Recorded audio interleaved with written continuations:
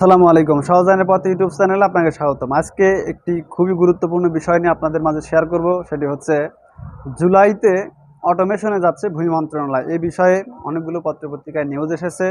যে বিষয়গুলো ইতিমধ্যেই আমরা আপনাদের মাঝে শেয়ার করেছি। তবে আজকে এই ভিডিওতে এই বিষয়টি আরও স্পষ্ট করে বলা হবে।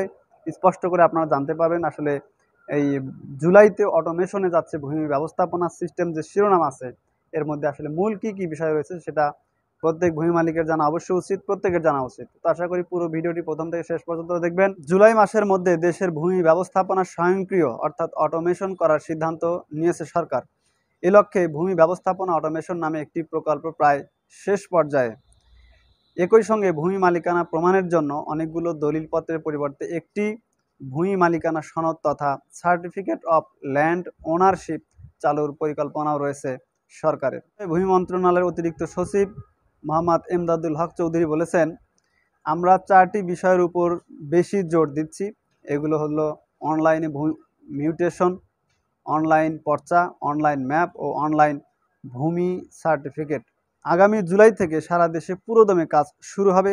এটাকে জনবান্ধব করার জন্য অন্যান্য প্রতিষ্ঠানের সাথে জোর আলোচনা চলছে।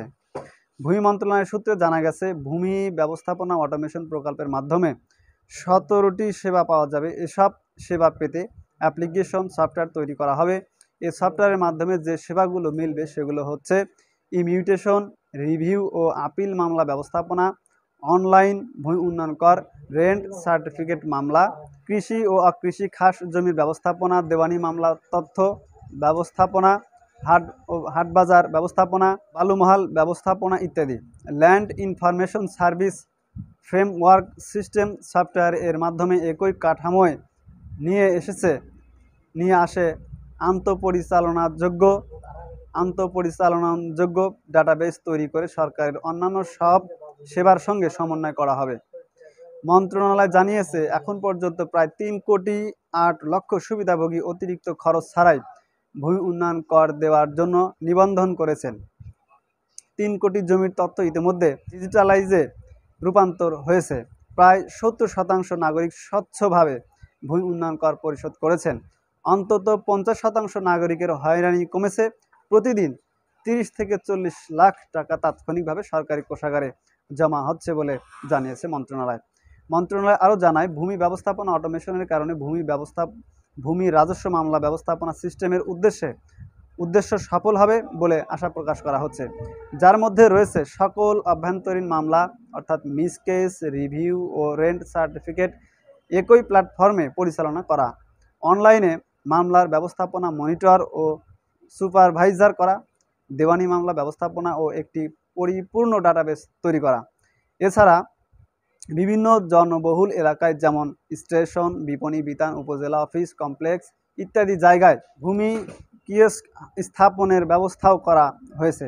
নাগরিকরা সেখানে প্রয়োজনীয় ফির বিনিময়ে জমির খতিয়ান ও মৌজা ম্যাপ প্রিন্ট দিতে পারবেন ভূমি উন্নয়ন কর। এছাড়া জানা যাবে নামজারি আবেদনের আপডেট। সরকারের নীতি নির্ধারকরা মনে করেন, দেশে ফৌজদারি মামলার 80%-এরও বেশি পিছনে জমি জমা সংক্রান্ত বিরোধ দায়ী। বাংলাদেশের মারামারি হানাহানির পেছনেও অন্যতম কারণ হচ্ছে জমি জমা সংক্রান্ত বিরোধ। এই সমস্যা থেকে উত্তরণের একমাত্র উপায় হচ্ছে ভূমি ব্যবস্থাপনা অটোমেশন। ভূমি মন্ত্রণালয় জানায়, প্রকল্পের আওতায় সফটওয়্যার ও বিভিন্ন প্রয়োজনীয় যন্ত্রপাতি ক্রয়ের জন্য 2024-25 অর্থবছরে ক্রয় পরিকল্পনা অর্থাৎ দ্বিতীয় সংশোধন অনুসারে 915,90,00,000 টাকার ব্যয় অনুমোদন করা হয়েছে। সফটওয়্যারটি ব্যবহার করে দেশের ভূমি সংক্রান্ত 5,247টি অফিসে একসাথে অনলাইনে ও ইলেকট্রনিক ভূমি সেবা চালু করা সম্ভব হবে। উক্ত দপ্তরসমূহে প্রয়োজনীয় হার্ডওয়্যার সরবরাহ করা হবে। ভূমি সংশ্লিষ্ট জনবলের আওতায় বাড়ানোর প্রশিক্ষণ দেওয়া হবে। ভূমি সংশ্লিষ্ট জনবলের ক্ষমতা বাড়ানোর জন্য প্রশিক্ষণ দেওয়া হবে। প্রিয় দর্শক, এখানে মূল যে বিষয়টি বলা হচ্ছে যে প্রত্যেক ভূমি মালিককে একটি করে ভূমি মালিকানার সনদ বা ভূমি মালিকানার কার্ড দেওয়া হবে। যেমন আপনারা ইতিমধ্যে অনেকে জেনেছেন যে এখন ভূমি উন্নয়ন কর পরিশোধ করা, খতিয়ান নেওয়া, নকশা নেওয়া এগুলোর জন্য অনলাইন একটি ভোটার আইডি ফোন নাম্বার দিয়ে একটি অ্যাকাউন্ট তৈরি করতে হয়। সেই অ্যাকাউন্ট নাম্বার থেকেই সেই প্রোফাইল থেকেই কিন্তু জমির ভূমি উন্নয়ন কর পরিশোধের আবেদন করতে হয়। তারপরে নামজারির জন্য আবেদন করতে হয়, জমির মৌজা ম্যাপ বা নকশা খতিয়ান, এগুলোও কিন্তু এই ভূমির মালিকের অর্থাৎ একজনের ভোটার আইডি ফোন নাম্বার দিয়ে অ্যাকাউন্ট করেই কিন্তু তার সেই প্রোফাইল থেকে কিন্তু এই জিনিসগুলোর জন্য আবেদন করতে হয়। তারপর সেটা কিন্তু ঘরে বসেই বা সংশ্লিষ্ট দপ্তর যে অফিসগুলো আছে সেখানে গিয়েও কিন্তু এ ধরনের সেবাগুলো নিতে হয়। অর্থাৎ ভূমি মালিকের ভোটার আইডি ফোন নাম্বার দিয়ে অ্যাকাউন্ট করে প্রোফাইল করে কিন্তু এই সেবাগুলো নিতে হয়। আগে যেরকম সরাসরি ভূমি অফিসে গিয়ে বা ডিসি অফিস